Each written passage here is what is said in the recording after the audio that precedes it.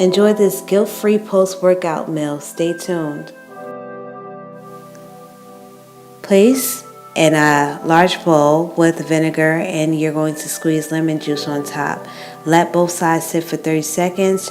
Drain the lemon juice and vinegar out. Then you're going to quickly add hot water. Let that sit for 30 seconds. Drain and then slice up the meat in skinny pieces.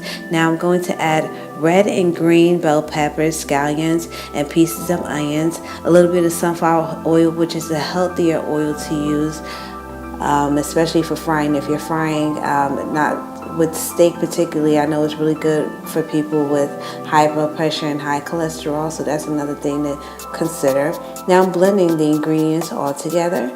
And nutrition is key. I like to have spices and use natural herbs in my food because you get the best out of the herbs. Now I'm going to add that onto the meat.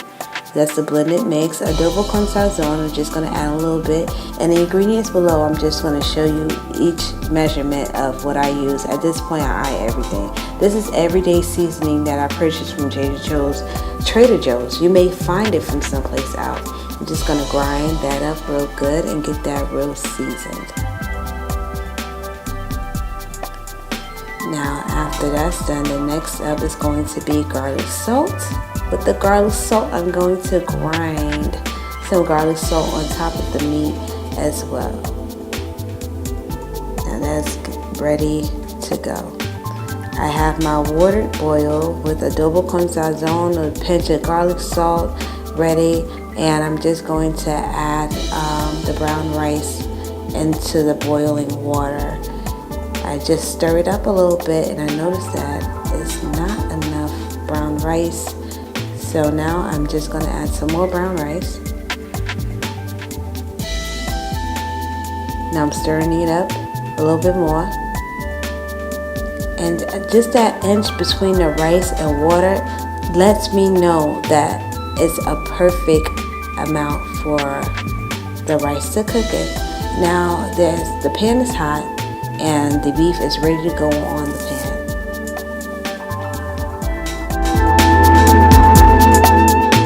Now I am getting ready to make my Greek white sauce. Yes, Greek white sauce. I chopped up my chives and my scallions. Now I'm adding some Greek yogurt to a small bowl.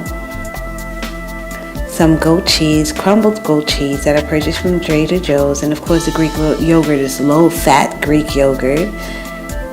In this video, I don't show you that I added water, but I do add some water to this mix because it is a little thick. So that's garlic salt that I'm squeezing and grinding, into the small bowl. The chives and the scallions are cut up, so I'm just going to add that into the bowl and add that in there. Oh, I dropped a few pieces, I noticed.